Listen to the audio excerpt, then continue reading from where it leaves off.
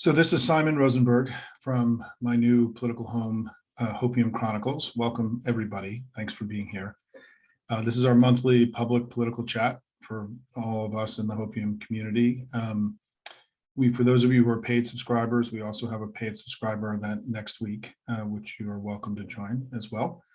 And I do these once a month to sort of just spend 10, 15, 20 minutes laying out some thoughts about where I think things are in the national political landscape, and then opening it up for questions. We are in Zoom webinar mode, not meeting mode. So the questions will come largely from the written Q&A. It's just easier that way. And I don't have to do all the clumsy bringing people into the discussion. But we'll get to that in a little bit. So I always start these discussions by just setting a baseline on what happened in 2022, because I think it's still, to this point, still very important for understanding where we are in 2024 cycle. And in 2022, there were two elections. There was a bluer election inside the battleground and a redder election outside the battleground. Inside the battleground, to a great degree, due to our large and robust grassroots army that has developed over the last few years, we outraised Republican candidates in the battleground.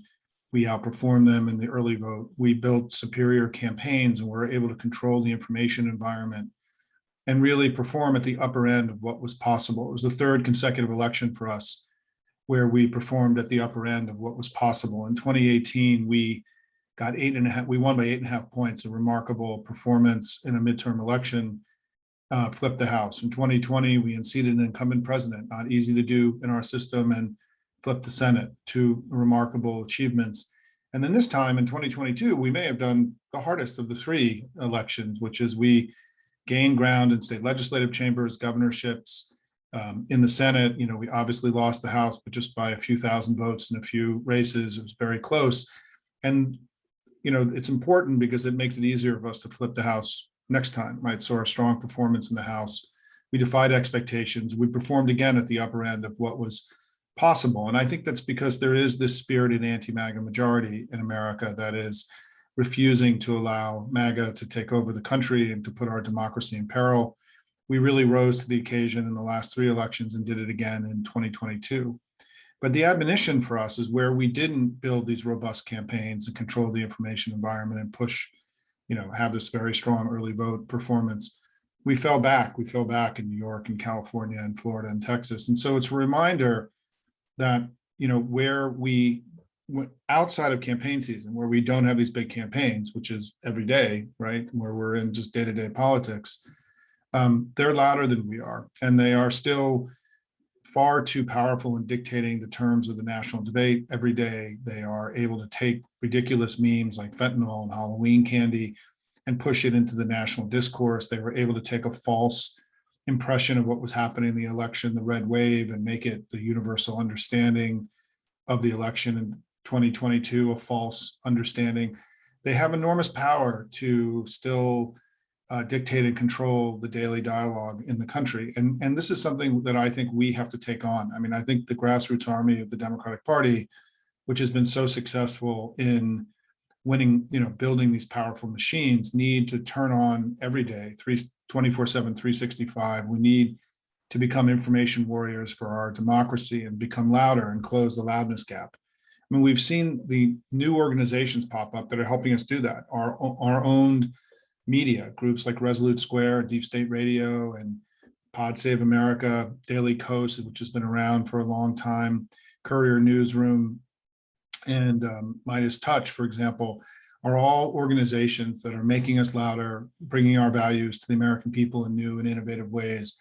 But I also think there's a lot we can do every day. I think we should think of ourselves as information warriors for democracy. And, if you think about it, Fox News, Tucker Carlson was able to reach 3 million people every night. If 1 million Democrats can reach 10 people every day, that's 10 million people.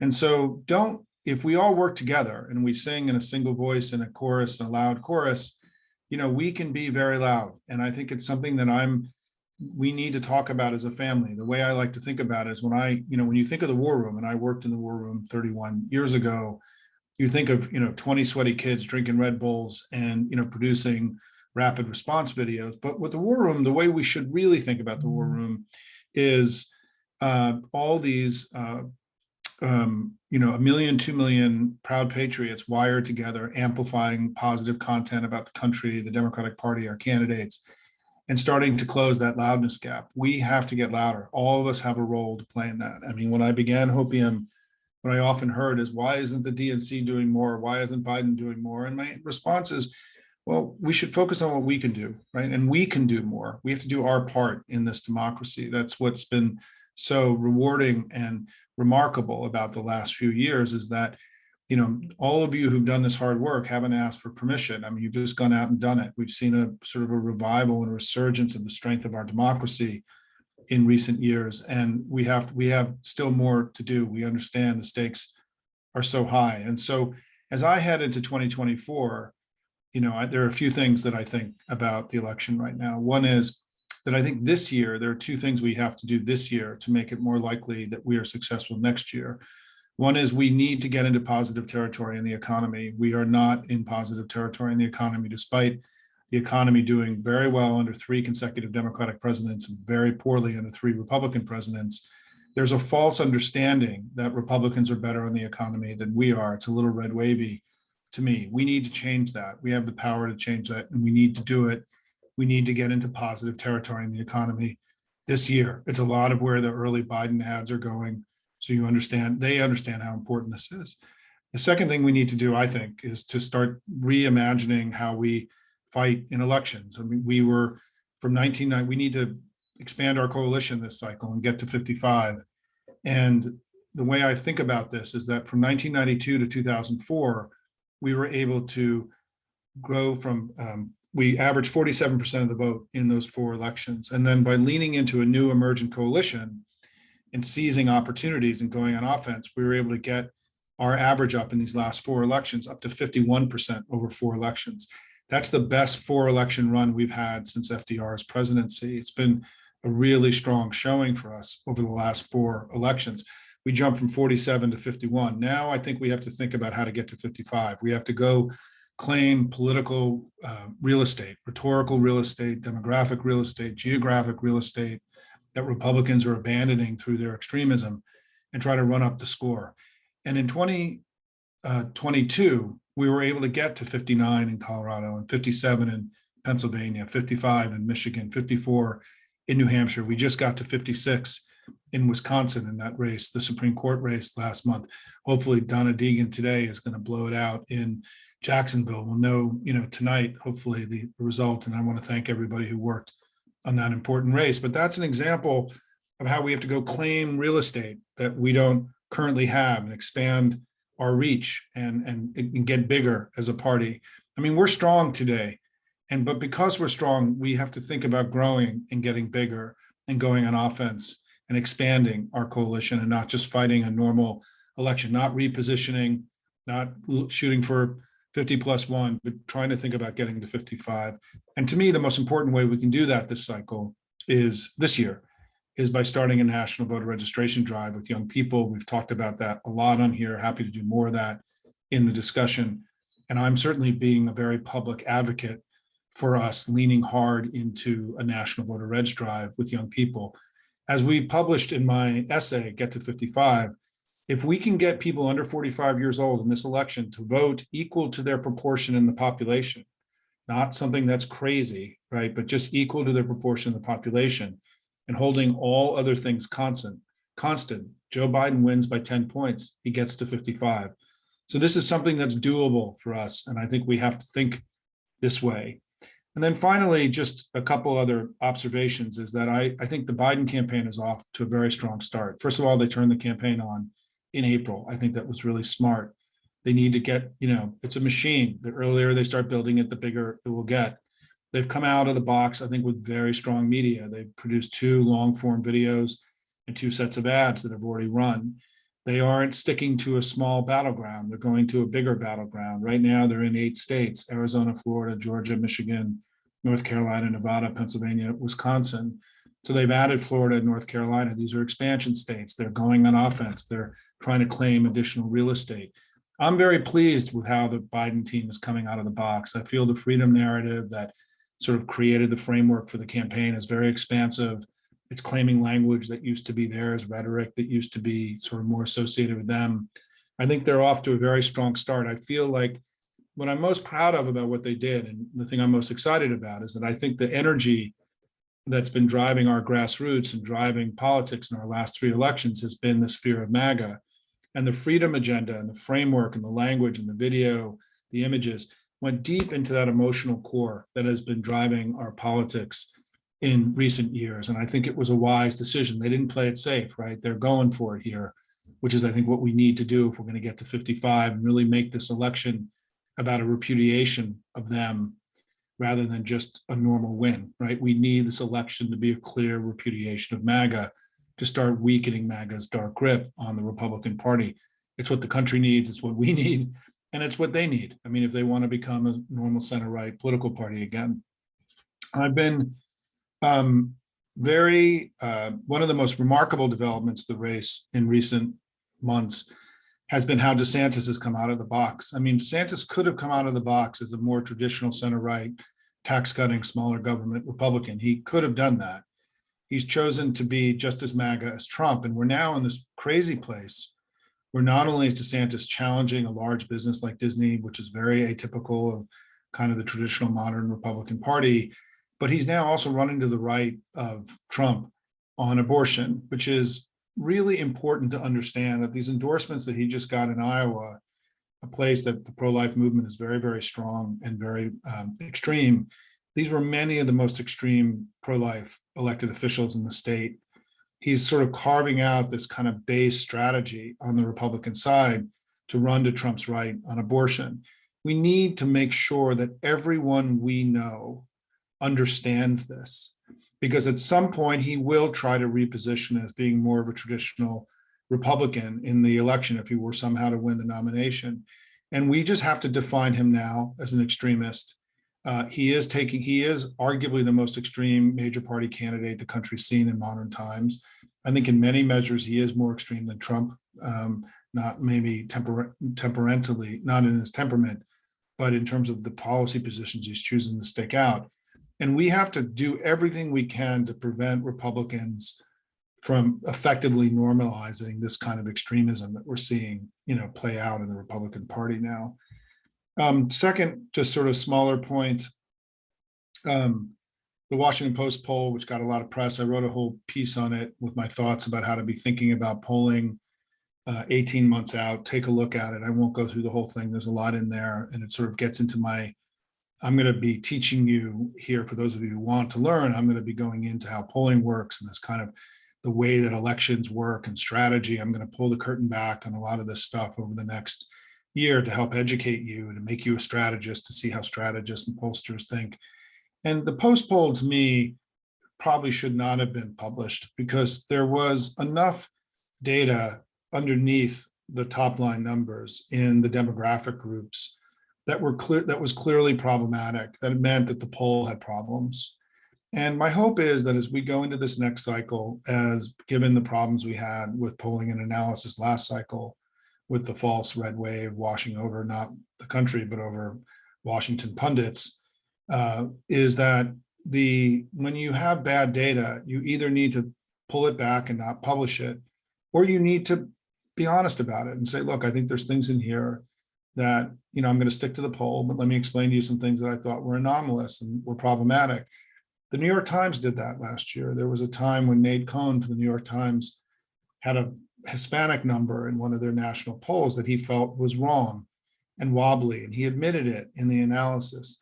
And that set a precedent, I think, for how pollsters are going to have to deal with this. This poll had a lot of problems, and one of the most significant problems, it had Trump winning younger voters and Biden winning older voters. Neither of those things are possible. They're not possible, right? It's not a question of, well, under certain circumstances. No, they're just not possible. And so the poll had in it, baked into it, things that, should have created more questions around the integrity of the data that they got. Certainly, Tom Bonnier and I are going to be releasing a memo in the next few weeks with some of our sort of takeaways about how to make all this better as we head into a new cycle. I'm a little disappointed that there isn't really a big conversation happening about the lessons learned and how do we make things better, because man, did a lot of people really get the election wrong.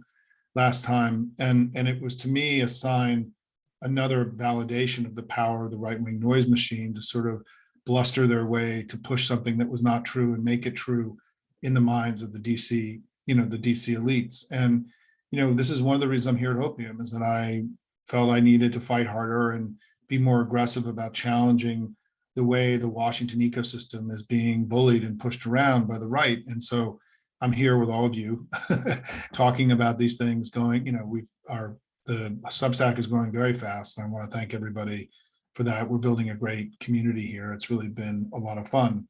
And then finally, I guess my last point, just going down a tickler list, is that the Durham report today, I'm going to do this quick and we can talk more if you want in the Q&A, is that, look, the reality is that Donald Trump was elected with the assistance of Vladimir Putin. They welcomed it, they encouraged it.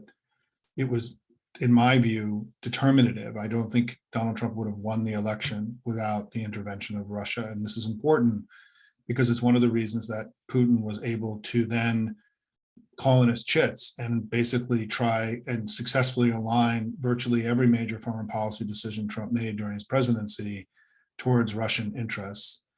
And then we've seen the Republicans now try to cover this up for years and years. The amount of energy they've put into covering it up is a sign of how serious they know the issue is, that if it became known in history that, their leading candidate, their president, was compromised by a hostile foreign power, and then to made decisions as president that aligned the United States with this hostile foreign power's interests and not our own interests, that is the kind of thing that voters may not like very much. And it's one of the reasons why I think that they have spent so much time and energy really trying to red wave, whatever you want to call it, use Harry Potter magic wand and create this false story about the Russian hoax.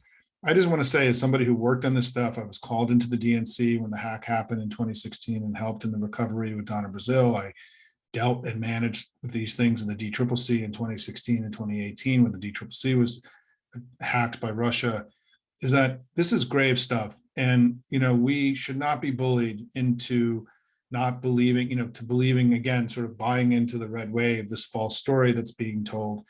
Donald Trump was compromised. He acted as a compromised leader when he was in power. He continues to be very obedient and compliant to Putin's wishes in his public discourse.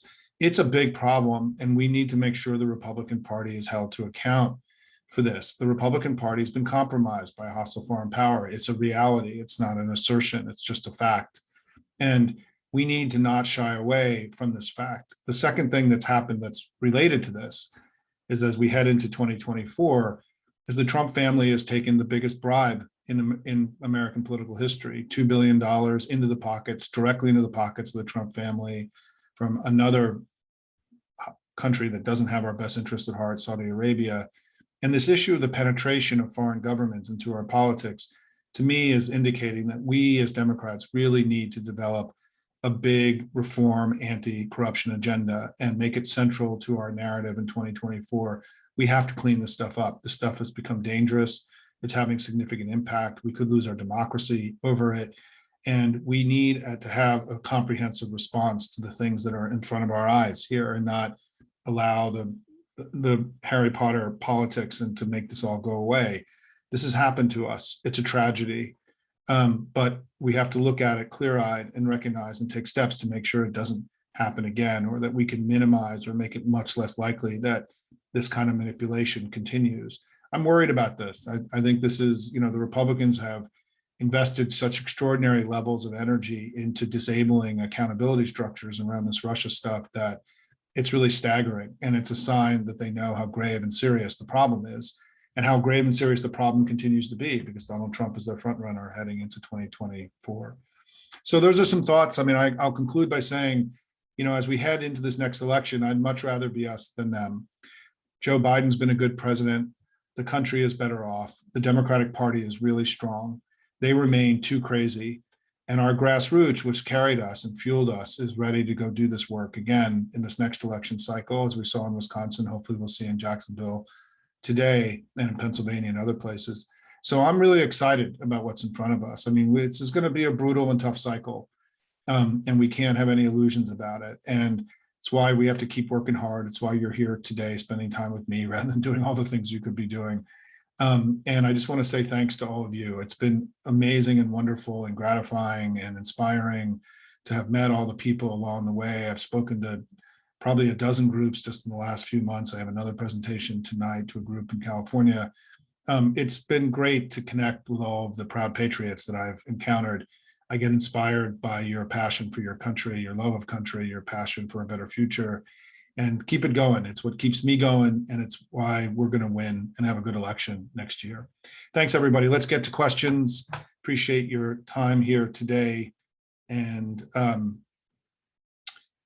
yes, Annie says, Heather Boyd, I know I didn't get involved in that race because I just can't do everything here. I'm just one guy so far. I mean, hopefully we can grow that and as we get bigger. And thanks for all of you who are paid subscribers. The more money I bring in, the more robust this institution, Hopium Chronicles, will get. And thanks, Annie.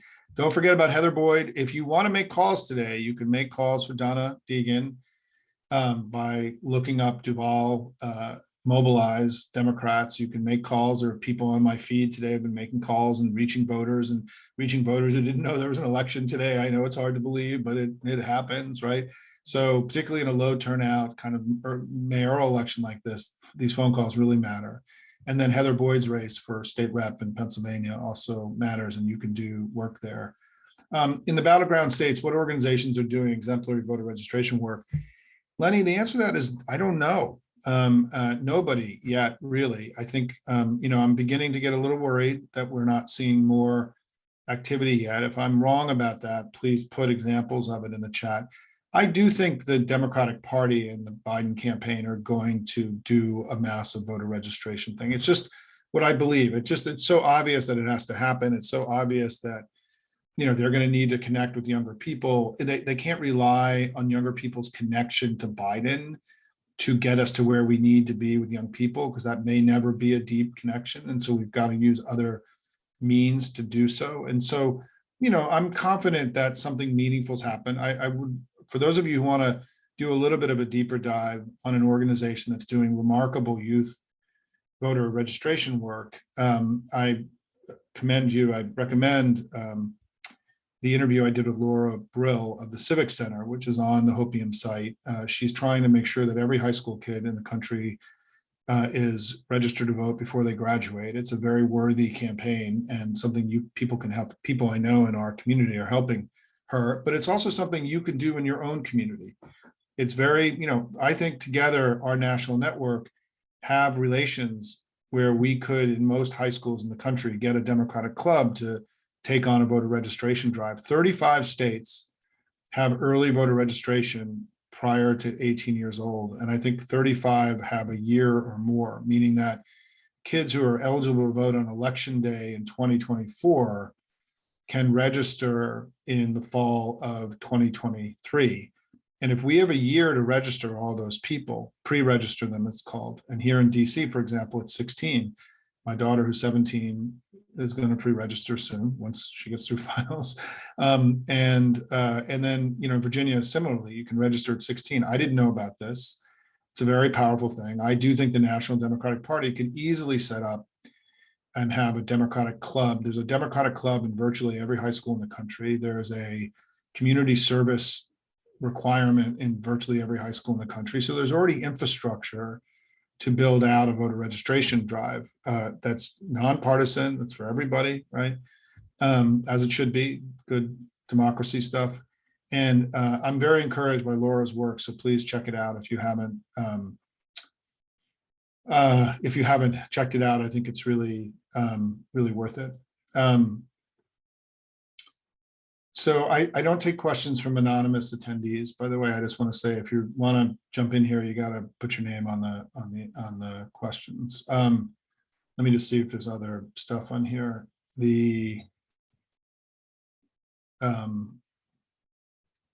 Yeah, Marcy raises the question about the Biden corruption, the Biden crime family, all this. Look, they've invested an enormous amount of money in this story, an enormous amount of time. Senator Johnson, from Wisconsin, who's one of the worst senators that we will all ever see in our lifetime, who's a blundering idiot on many days, said in an interview yesterday that they're doing all these investigations to create the impression of corruption, whether any corruption exists or not. And it admitted that this is a political op and not something that's actually about seeking truth and justice.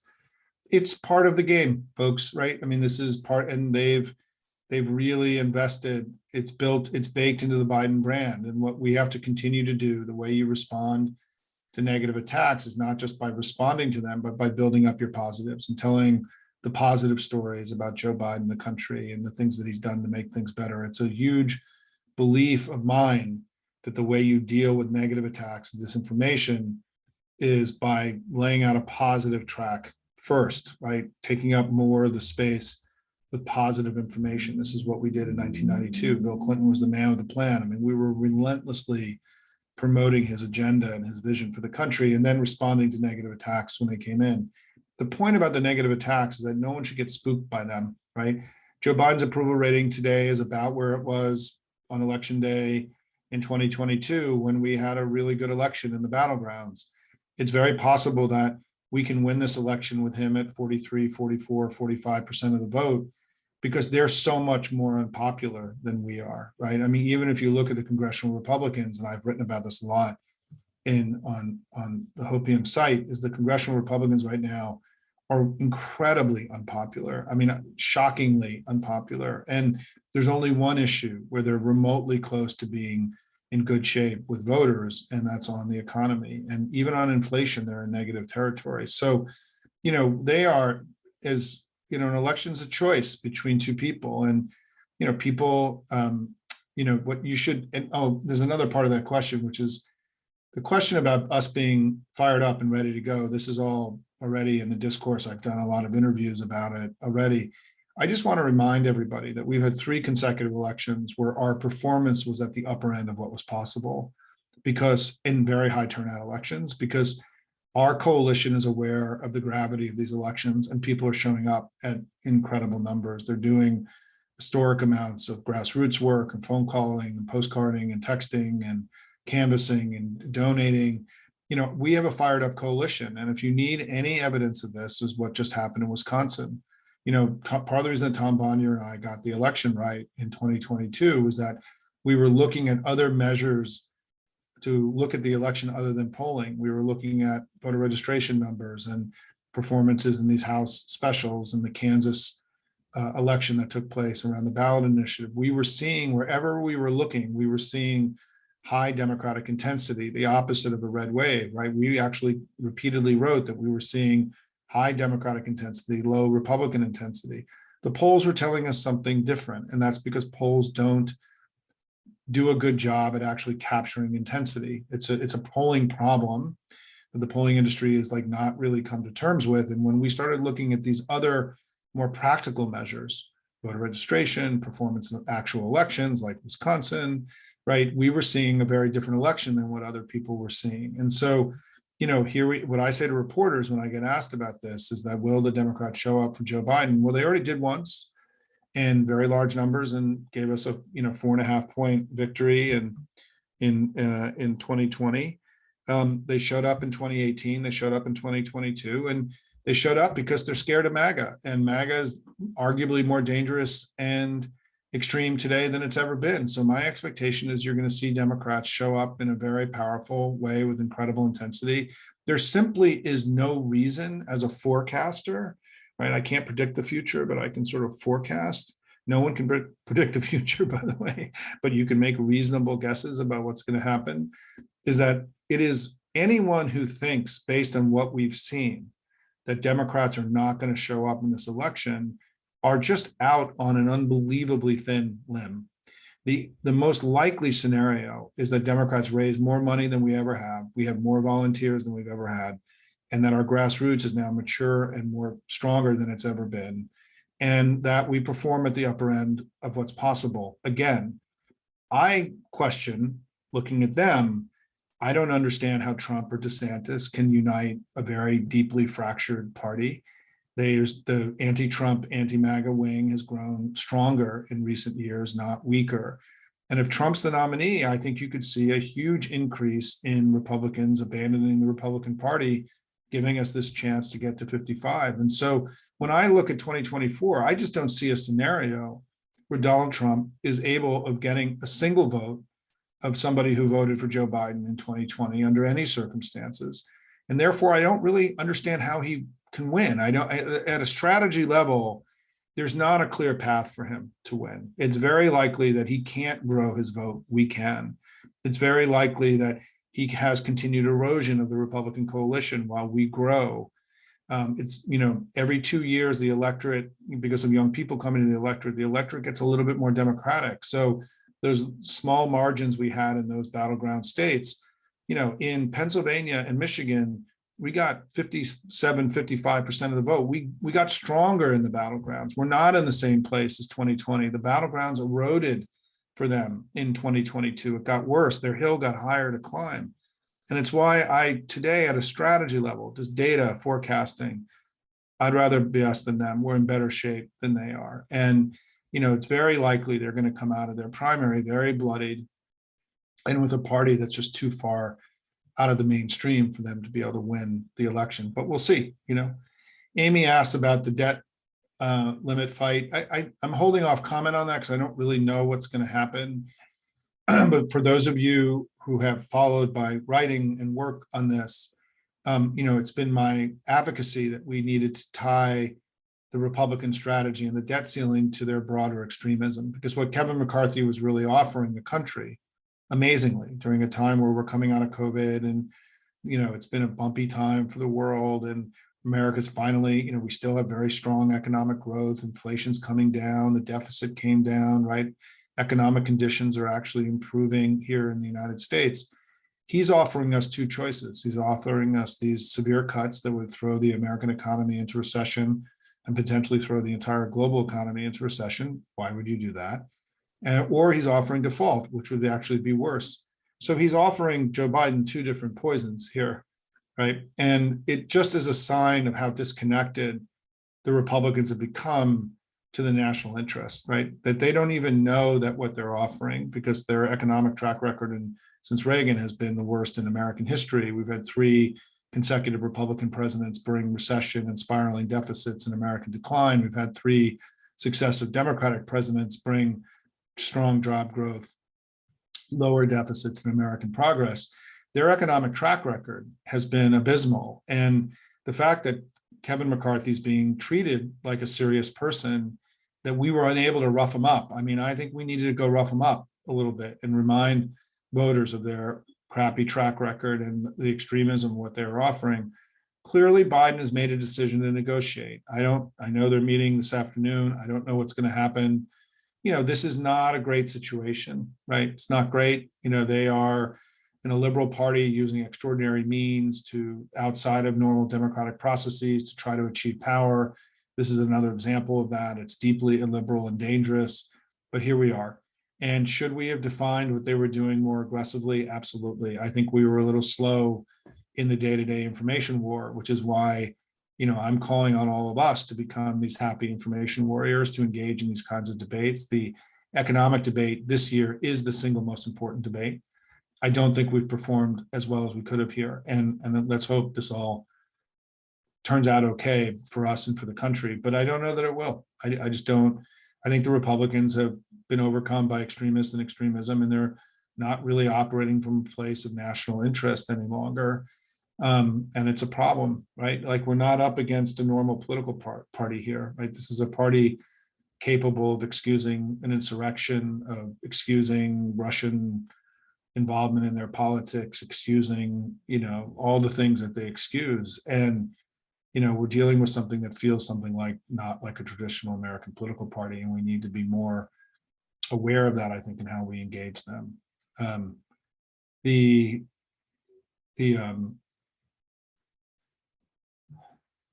So Annie asked about the Russian stuff. I will try. I almost wrote a piece on it today, and I will write a piece on it in the next few days. I started writing it this morning, and I was like, oh my God, I just don't really want to go here again. I've been living this stuff since 2016. And the idea that that there's not like an understanding, like the sky is blue, that Trump's been compromised and the Republican Party's been compromised by Russia, and that this is even an open question, is a tragedy for the country, right? Because it's the equivalent of sky is blue. It happened. It's a fact. It's a thing that took place. The single probably on what I'll post, if you go to my Twitter feed, I did a thread today over the last 2 days, just linking to some of the most obvious stuff, the easy stuff, the low-hanging fruit stuff. And let me just do this very quickly, right? And so here's what we know to be true as fact, not as assertion, not as opinion, but as fact. Paul Manafort, when he became the chairman of the Trump campaign, was a clear counterintelligence threat from the very first day he was there. He had done work in Putin-aligned politics, particularly in Ukraine. He was known to have relationships with Russian intelligence prior to becoming chairman of the campaign. So even just his appearance on the campaign staff in any capacity was sufficient to have triggered a counterintelligence investigation, right? Then the second thing is that on the week of the Republican convention in 2016, the Trump campaign only changed one thing in the Republican platform in 2016, and that's they changed the language around arming Ukraine to fight back against Russia's taking of Crimea in 2014, to rather than lethal arms, they made it non-lethal weaponry. So the one thing that Paul Manafort and Donald Trump did to change the Republican platform the week of the Republican convention was to water down the arms, water down the clause that talked about lethal weapons going to Ukraine. Of all the things they could have picked, right? That's the one thing they engaged on. Another clear warning sign if you're an intelligence officer. Third is we know that Trump openly encouraged Russia to come into the election, right? Fourth, we know that Russia hacked into the DNC in 2016 during the campaign. We knew this at the time. If you go back and read New York Times and Washington Post stories from the DNC hack days right before our convention, it was reported as if it was fact that this was coming from Russia. So this was like not really kind of a mystery to what was happening here. And so Russia did hack into the DNC. Russia decapitated the DNC. We lost all the senior staff, the chairperson of the Democratic Party in the months right before a major presidential campaign. That one thing alone probably cost us the election. It degraded our capacity to execute a campaign. And then WikiLeaks started dumping stuff against John Podesta, the chairman of the Clinton campaign, who was spending hours every day kind of make sure the stuff that was getting dumped wasn't going to take down him in the campaign instead of running the campaign. And Donna Brazile then got WikiLeaked and more stuff got leaked on her and degraded her. So they went after the chairman of the Clinton campaign and the chairperson of the DNC, and then the second chairperson of the DNC. These were orchestrated strategic assaults on the people actually running all the campaigns to degrade our capacity to execute on the campaign. And then the other thing we know is that Russia also launched a massive social media campaign. And what the Senate Intelligence Committee report told us was that the polling information that was coming from Manafort to Kilimnik and to Deripaska and then to the Russian government was being given to them every day of the campaign. It wasn't once, it wasn't a one-off. He was sending them internal data about their polling every single day. It was being sent directly to the Russian government, right? And then the Russian government was using that to launch social media amplification campaigns to make the Trump voice louder, to further degrade Hillary Clinton. And it was a massive campaign that they launched in 2016. That won't, and so all of these things, the idea that you can look at all that and say, wow, we don't think the counterintelligence part of our government should be looking into this, is just unbelievable levels of horseshit. And the idea that a serious person got up today and issued a report, or yesterday, who was supposed to be a serious person, claiming that the circumstances and facts that I just went through weren't sufficient to generate an investigation, is just the height of red wave bullshit, right? And so, we know what happened. I mean, Donald, and the reason we know that Russia had such an influence in the campaign was because of the things that Trump was asked to do as president.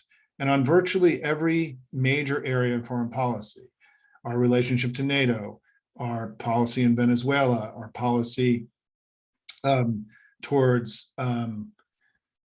Ukraine, right? Everything else. Trump aligned our foreign policy to where the Russians wanted it to be again and again and again and again, right? His embrace, his denigration of renewables and the promotion around oil and gas, right? Blah, blah, blah, blah, blah. And that's the sign of the compromise, that the president then actually, while he was in power, did things that were beneficial to Vladimir Putin and to the Russians. And one of the main reasons that I think Vladimir Putin invaded Ukraine was because he felt that he was the master of the universe, that he had flipped an American president, and that he could keep going, right? He was all powerful. And he made a huge strategic miscalculation in Ukraine, obviously, today. So that's just, Annie, just some basic narrative and story.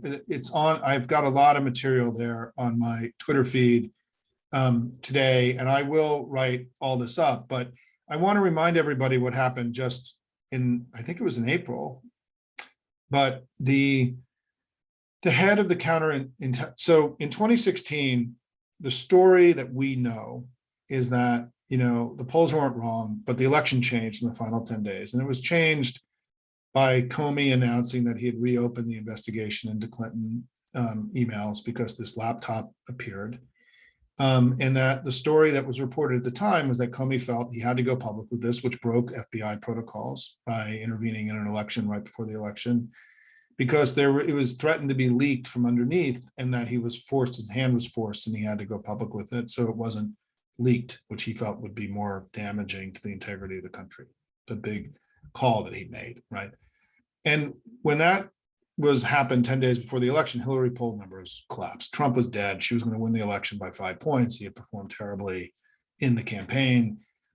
And the question was, who at the FBI field office in New York was threatening to release this information and go public with this against the wishes of the FBI's own rules and regulations and the FBI director. And what we now know is that the person who was head of Russian counterintelligence of the FBI at that point in New York, a guy named Charles McGonigal, who is the leading counterintelligence official of the American government at the time, was just arrested for having been compromised or working for illicitly Oleg Deripaska, who is the guy that oversaw the Russian operation in the United States in 2016. So whether he was working for Deripaska in 2016 and was the one that forced the release of the laptop that ended up changing history and electing Donald Trump, we don't know. And we need to find out at some point. But the idea that the Russians could have flipped the single most important counterintelligence official in the US while he was still working at the FBI as the leading counterintelligence official overseeing Russian operations in the United States is a sign of how deep the Russian penetration of our country has been. And I know this stuff is a little bit scary, but it's also, the Republicans keep bringing it up. I mean, here it is. I mean, Durham is releasing this ridiculous document that's going to go into history as, almost a comedic document. But it's still going to be here. It's going to be resonating in your world. And, my own advice to you is I just wouldn't spend a lot of time engaging in this stuff. It just feels like going down a rabbit hole. But we know what happened here. I mean, Trump was compromised by Russia. Trump and his family now have been compromised by Saudi Arabia. They are in business with the Saudis. This is not good stuff. And it's why Democrats need to create a big conversation around the corruption of our politics by oligarchs here in the US, domestic oligarchs and foreign money that are changing the course of history. We can't put up with it any longer, in my view. Okay, let me go back to the questions. There's so many questions. I know Sue says, how do we fight the fatigue created? How do we fight the fatigue created by the conspiracy theories and false accusations?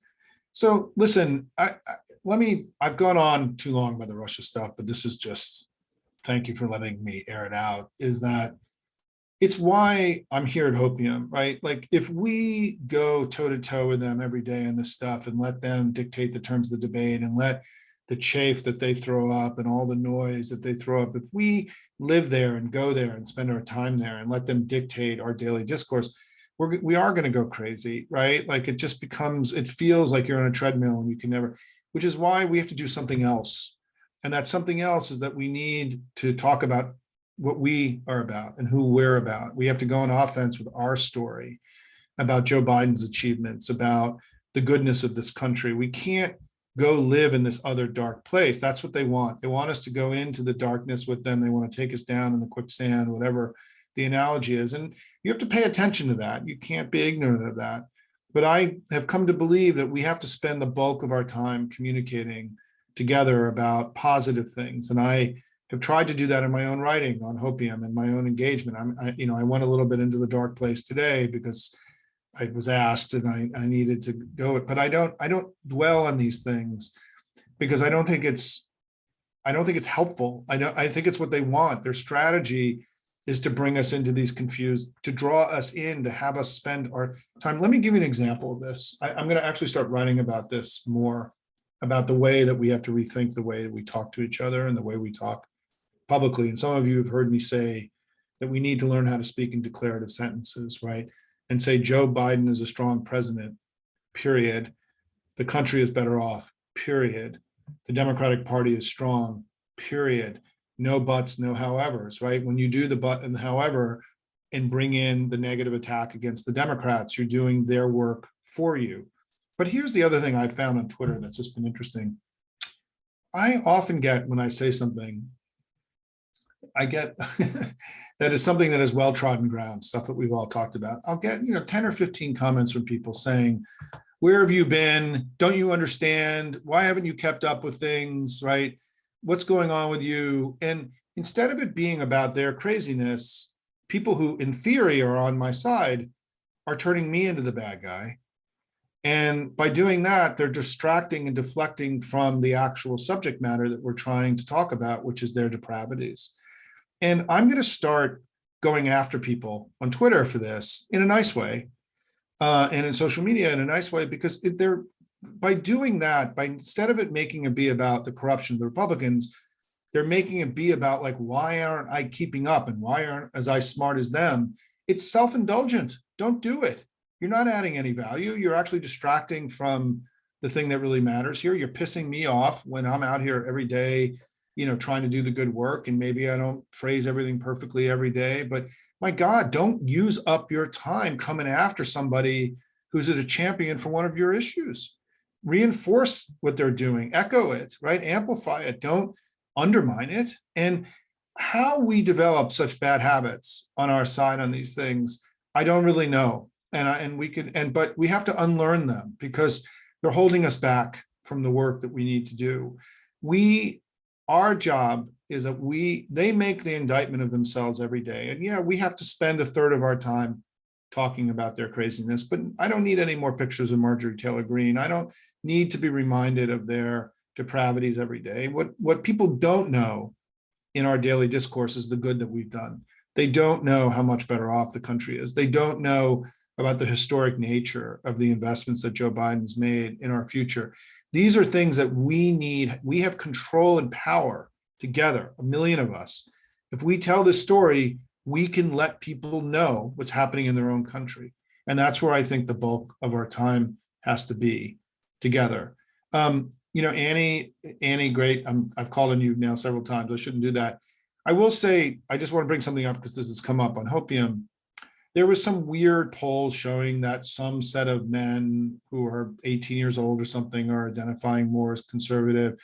There's no data showing any erosion with young people, right? The poll that Voters for Tomorrow just released had Biden up by enormous margins over both DeSantis and Trump. We're in very, very strong shape with young people, but we need many more of them to vote than do. They are not voting.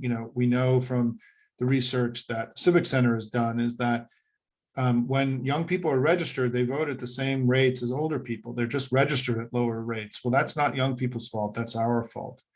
And we have to change that, right? Our system is actually complicated. We're one of the only countries in the world that has voter registration. Most other countries You just use your form of ID to go vote when you turn 18. And we have this whole barrier to voting that doesn't really exist in other places. And because we don't have national elections, you also are voting in a local election every time you vote, a state or a city.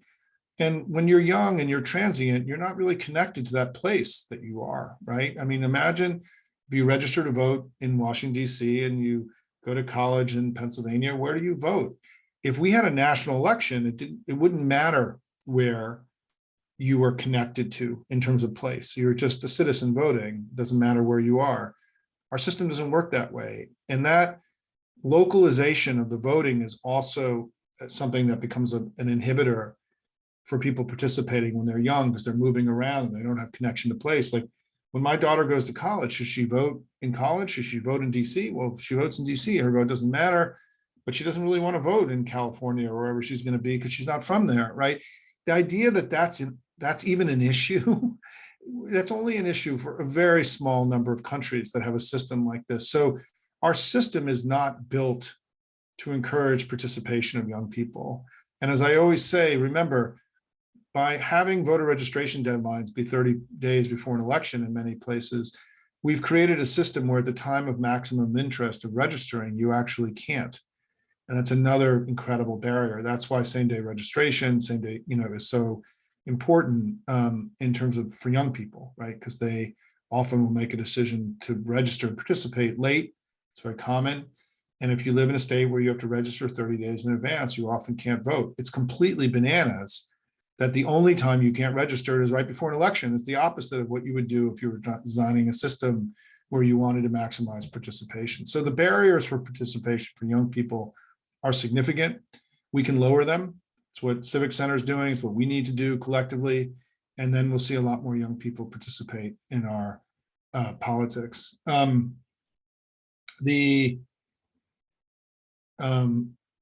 John, let me,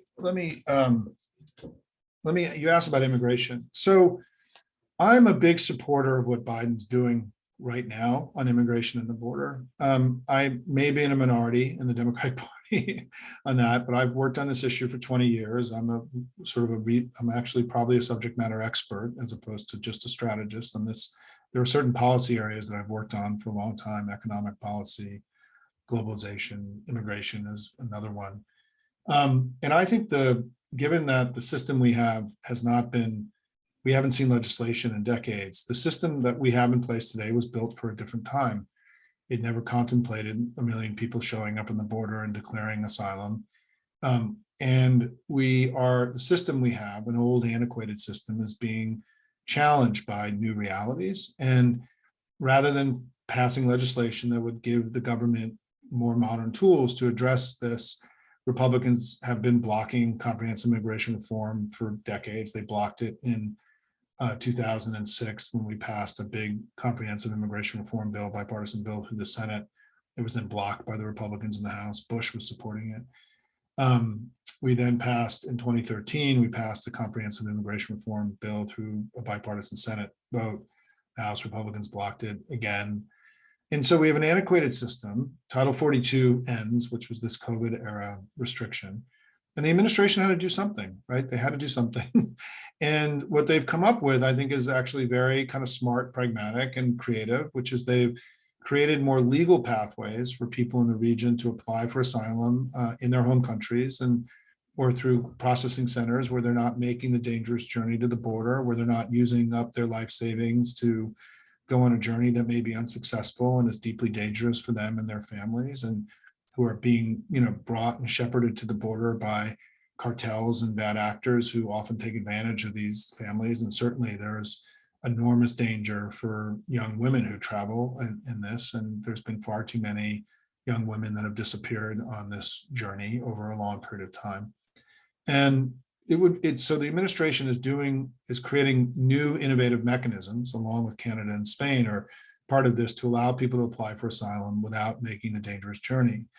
This is good for these families. It's also denies money to traffickers, which is good, because what allows 1 million people to show up on a border is capitalism. And there needed to be a lot of money, people making money, to be able to push that many people through the system to get them there, right? The second thing they're doing is they're telling people that if they don't use those processing centers, that they're going to be denied asylum and that they are going to be sent home. And it's creating, and this is the part that's controversial, and this is the part that is not, that's being challenged in court already by many of our allies. But I think the president has to send that signal. I don't think the president can have a position that anyone in the world can show up at a port of entry and be given adjudication and entry into the United States for a period of 3 years, 4 years, 5 years. Because if that's the case, then it is an incentive for more people to come. And as we've seen, what's dangerous is the cartels have been able to start moving people from longer distances away. People are now coming from Cuba and Venezuela, not just in the Northern Triangle countries, not just Mexico.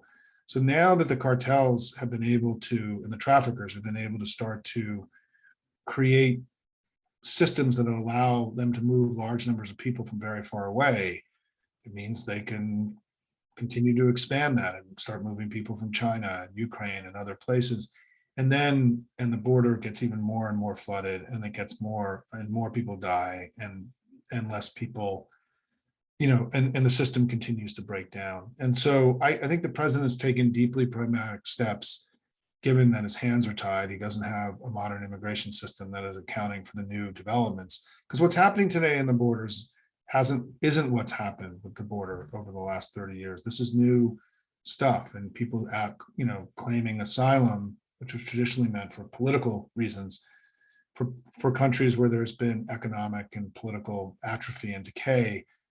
It's a stretch of what was our understanding of what asylum really was. It doesn't mean it's not legal, but it's a stretch, and our system never contemplated 1 million people showing up on the border and declaring asylum. So I do think our laws are going to have to be changed. I just don't think the system is sustainable. I think those who are advocating for it, I think, are wrong. I think we are a country of laws, and we are also a country of values, and we welcome immigrants. The legal pathways the president has set up would account for 30,000 additional people coming in a month. That's over 300,000 a year. That's on top of almost 1 million green cards a year. That's the most generous immigration system of any modern country in the world, and any developed country in the world. We have an unbelievably generous immigration system, and do not let anybody tell you otherwise. And so, I think these are pragmatic steps. And yes, John, to your question, we should lean into this. We can't let Republicans define the terms of this debate. They're extremists on this issue, and have been for a generation. And we need to take this debate back from them. I think Biden's begun that process, in my view, in the last week. You notice, by the way, that there is no more chaos in the border. The flow is way down, and it's disappeared from the news, right? It's just completely disappeared from the news. It's just gone. I mean, there's no longer a border crisis in the United States. I don't know what the Republicans are going to do anymore in terms of these press conferences they do in the border, right? It's, we're down to, there wasn't some big, huge surge. So far, the president's plan is working. And I'm proud of him. Let me just make one last point, and then I'll wrap up, is about no labels, because this comes up a lot. I don't think we should worry about no labels. And what I mean by that is that there's nothing we can really do about it. I mean, I think that what I'm really kind of fatigued by a little bit in our family is this idea that people come and they share their worries, and that they're worried and worried and worried. I mean, all of you know that in life, right? Like, we can be worried about a lot of things. We can be worried about a meteor hitting the earth. We can be worried about, a car accident happening in front of our house, right? But if we become consumed with our worry, we become paralyzed. And I think we have to shift into a place where our time together is about positive stories, positive actions. What are we doing to change things? How are we channeling the anxiety that all of us feel, into constructive action, rather than living in this place of where we're externalizing our anxiety out into the world. And I think that I've been sort of stunned by how much no labels comes up, because I think there's like a 5% chance no labels is going to be meaningful in this election. There's a maybe 10% chance. And the idea that we're already spending I mean, I know the people behind no labels. This is the chance of this succeeding is so remote. And so it doesn't mean that people like Dan Pfeiffer and people like Third Way and others, the insiders, can't worry about it. But it's sort of like what Mark Elias often talks about with all the election shenanigans. We're not going to have voter suppression in the battleground states. I mean, we may in North Carolina, we may in Florida, but the Republicans don't have control of these other states. And there isn't going to be voter suppression as expressed on my Twitter feed and here at Hopium a lot, is not going to happen in the battleground states in this election. It's going to happen in a lot of Republican states where they have total control. But, you know, we have a Democratic governor in Pennsylvania. We have a Democratic governor in Wisconsin. I mean, in Wisconsin and in Michigan. And we have a Democratic governor in Arizona. And we have control of the legislature in Nevada and Colorado. So the idea that somehow there's going to be some kind of massive rigging of the election towards them before the election itself, right, as opposed to the things that can happen afterwards, it's not going to happen. It's not going to happen, and it's not going to happen in part because of the work that all of you did to make the 2020 and 2022 elections so successful for us. We now have a Democratic governor in Arizona, and, you know, which we haven't had to, you know, we haven't been this strong in Arizona since the 1950s. And so the work that you did has now made it much more difficult for the Republicans to do something to screw around the election.